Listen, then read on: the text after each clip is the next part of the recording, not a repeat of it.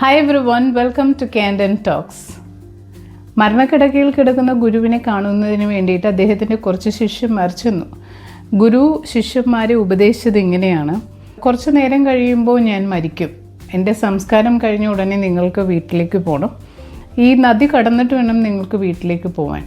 നിങ്ങൾ നദിയിലൂടെ സഞ്ചരിച്ചോളൂ, പക്ഷേ കാല് നനയരുത്. ഇത് അർത്ഥവത്തായ ഒരു ഉപദേശം തന്നെയാണ്. നമ്മുടെ ജീവിതത്തിൽ പലതരത്തിലുള്ള ദുർഘട വഴികളും ഉണ്ടാവും, ഒഴിവാക്കാൻ പറ്റാത്ത വഴികളാണ്. ഈ വഴികളൊക്കെ ഒഴിവാക്കി കഴിഞ്ഞാൽ നമ്മൾ ജീവിതത്തിൽ ഒരിടത്തും എത്തില്ല. അത് തന്നെയല്ല, പ്രതിസന്ധികളെ തരണം ചെയ്യാനുള്ള ഒരു ശക്തിയും ആർജവും നമുക്ക് ലഭിക്കുകയുമില്ല. അപ്പോൾ ഒഴിവാക്കാൻ പറ്റാത്ത അനേകം വഴികൾ നമ്മുടെ ജീവിതത്തിലുണ്ടാവും. എപ്പോഴും നമ്മൾക്ക് ഇഷ്ടമുള്ള സ്ഥലങ്ങൾ നമുക്ക് ലഭിക്കണമെന്നില്ല. ഈ വഴികളിലൂടെ എല്ലാം നമ്മൾ സഞ്ചരിക്കണം.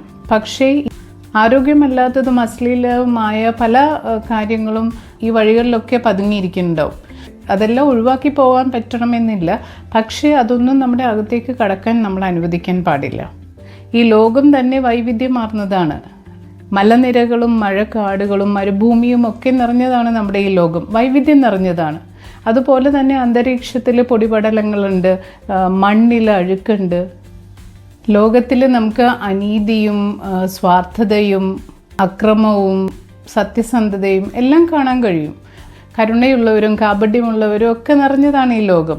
എന്തിനെ സ്വീകരിക്കണമെന്നും എന്തിനെ തിരസ്കരിക്കണം എന്നുള്ളത് ഓരോ വ്യക്തിയുടെ സ്വാതന്ത്ര്യമാണ്, സാഹചര്യങ്ങളല്ല. പക്ഷെ ആ സാഹചര്യങ്ങളോട് എങ്ങനെയാണ് ഒരാൾ പ്രതികരിക്കുന്നത്, അതാണ് ഒരാളെ നല്ലതാക്കുന്നതും ചീത്തയാക്കുന്നതും.